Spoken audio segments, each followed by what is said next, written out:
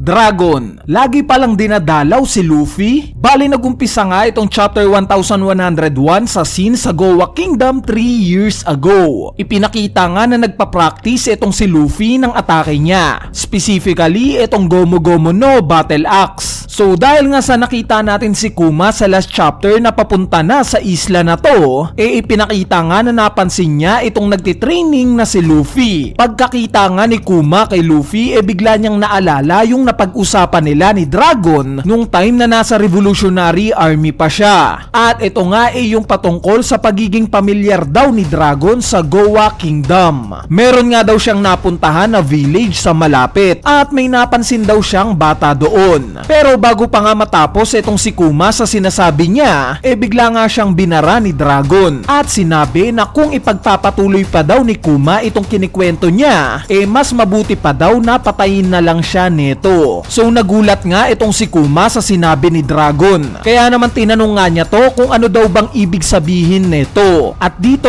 sinabi nga ni Dragon na ang mga bata daw ang kahinaan ng mga magulang. Kaya naman nung makita nga ni Kuma itong si Luffy, dito niya na napagtanto na ito yung anak ni Dragon. Sa sumunod na panel naman ipinakita na nga itong full appearance ni Luffy habang nagtitraining siya. Hanggang sa napansin na nga ni Luffy na may nagmamatyag sa kanya. At as usual mabilis ngang nakaalis itong si Kuma. Sa kabilang banda naman nagpatuloy na nga itong paglalakbay ni Kuma sa iba't ibang parte ng mundo sa pangunguna ng utos ng world government. At habang nangyayari nga ang lahat ng ito gumagawa siya ng letter para sa anak niyang si Bonnie. At speaking of Bonnie, matyaga nga siyang naghihintay ng pagdating ng mga sulat ng tatay niya. Pero ni isa nga sa mga sinulat ng tatay niya wala siyang natatanggap. Bali dahil pala yan kay Alpha. Hinaharang pala ni Alpha itong mga sulat ni Kuma para kay Bonnie. Sinisira nga niya ang mga ito at tinatapon sa basurahan. Kaya naman imbis nga na maging malungkot binubuhos na lang ni Bonnie itong disappointment niya sa pagtitraining. Nakikipag-sparring nga siya kay Gyogyo gamit itong distorted future technique niya. Nung makita nga ni Alpha na lumaki itong si Bonnie nagulat ito. Since wala pa nga siyang idea na nakakain pala ng devil fruit itong si Bonnie. Sa sumunod na panel naman napunta nga yung scene sa lumang Egghead Island. Sa mga oras nga na to nagpaplano na itong si Vegapunk na baguhin itong Egghead Island sa pamamagitan ng paglalagay ng labo paste sa itaas. At yes, nakakain na nga ng devil fruit si Vegapunk sa mga oras na to. At dito nakita na nga natin si Stacy kung saan kino-compliment nga niya itong mansana sa ulo ni Vegapunk hanggang sa nabaling nga yung atensyon ni Stacy kay Kuma. Nagwo-wonder nga siya kung sino daw ba sa kanilang dalawa ang may mas checkered fate. Siya daw ba ng isang clone pero may free will? O itong si Kuma daw ba na totoong tao pero walang free will? Nung marinig nga yun ni Vegapunk medyo nainis ito at iginiit niya na tao daw itong si Stacy at hindi lang clone.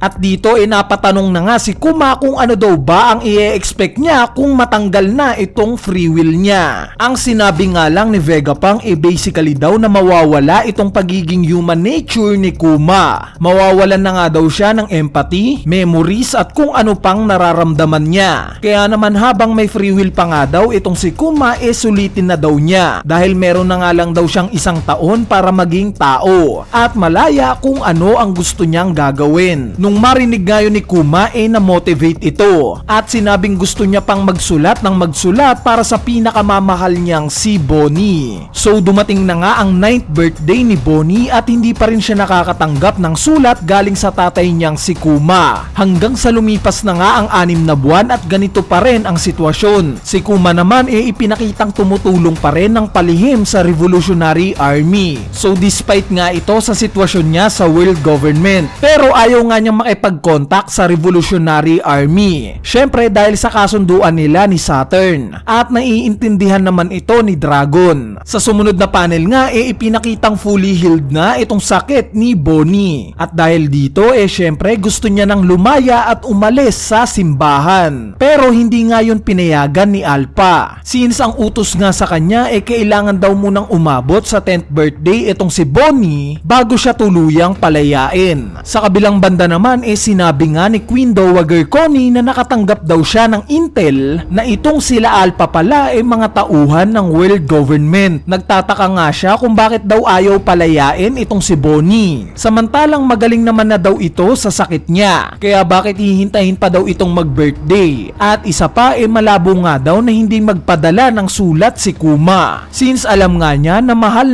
niya itong si Bonnie. Nararamdaman nga daw niya na may maling nangyayari. Kaya naman dito nagplano na nga itong si Queen Dowager Connie sa pagtakas ni Bonnie. Hinanda na nga daw niya ang lahat. Sila Gyogyo nga daw naghihintay na sa Pampang. Ang kailangan na nga lang daw puntahan niya ang mga ito para tuluyan na siyang makaalis at maglayag para hanapin yung tatay niyang si Kuma. At dito nag-disguise na nga si Bonnie bilang si Queen Dowager Connie. Pinatanda nga niya ang sarili niya at kinuha ang mga damit nito. At dito lumabas na nga siya sa simbahan. At dahil nga sa walang idea itong si Alpha na may devil fruit pala itong si Bonnie, hinayaan nga lang niyang makalabas itong inaakala niyang si Queen Dowager Connie. At dito tuluyan na ngang nakasakay ng barko si Bonnie kasama itong sila Gyogyo. Pero hindi nga nagtagal nalaman din ni Alpha na nakatakas na pala si Bonnie. Kaya naman gamit nga itong airwalk mabilis niyang hinabol itong grupo nila Bonnie. Galit na galit ngang sumugod itong si Alpha. Pero hindi nga yun hinayaan ni Bonnie. Dito nga naalala ni Bonnie yung kinuwento sa kanya ng tatay niyang si Kuma na patungkol sa Sun God Nika. Kaya naman ang ginawa nga ni Bonnie ginamit niya itong distorted future at inimagine niya na siya si Sun God Nika. Ang naging resulta nga nito napalaki ni Bonnie itong isang braso niya na similar sa Gear 3 ni Luffy. At ito nga yung ginamit niya na pangsuntok kay Alpha. Kitang-kita nga natin na napuruhan ng husto itong si Alpha sa atake na to ni Bonnie. Nung makita nga ito ng mga kasamahan ni Bonnie manghang-mangha sila. At sa pagtatapos nga ng chapter na to sinabi ng narrator na dito na daw mag-uumpisa ang paglalakbay ni Bonnie at kikilalanin siya bilang isa sa worst generation. At dito na nga nagtatapos itong chapter 1101. Bali ngayon pag-usapan naman natin ang mga pangyayari sa chapter na to. Unahin na natin itong binanggit ni Dragon na a child is their parents' weak spot. All throughout nga sa series ng One Piece ini-embody ni Oda itong nabanggit ni Dragon o parang metaphor ito sa ilang nangyari na sa kwento. Dahil ilang beses na ba nating nakikita itong sinabi ni Dragon na ang mga bata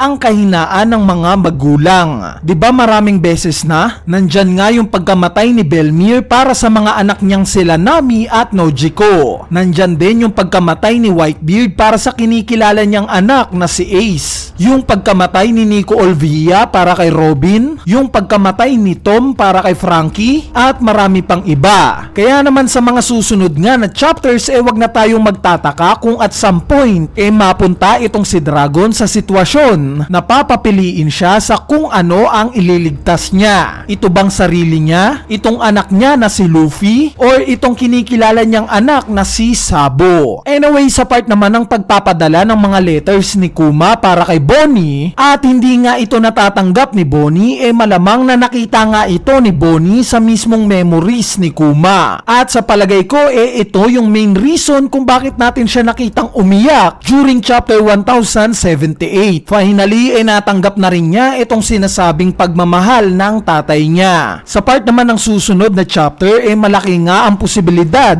na magbabalik na ulit tayo sa current timeline since tinapos na nga ng narrator itong part ni Bonnie. Kaya naman i-expect natin sa susunod na chapter na makikita na ulit natin ang Straw Hat Pirate sa Egghead Island. Though masyado ngang mahaba itong naging flashback ni Kuma, 7 chapters to be exact, aminin natin na nakaka-enjoy din itong flashback niya. Mas naiintindihan na nga natin yung karakter niya ngayon. Yung mga desisyon niya na magulo mas na-appreciate na natin ngayon. Yes, nagigets ko nga yung ibang fan na nauumay na sa flashback ni Kuma. Pero kung talagang sumusubaybay ka nga sa One Piece alam mo na itong mga flashback nga na to ang mas nakakapagpaganda sa experience natin sa pagsubaybay sa kwento. Lalo na sa moment kung saan matatalo na ng mga bida natin itong mga main villain.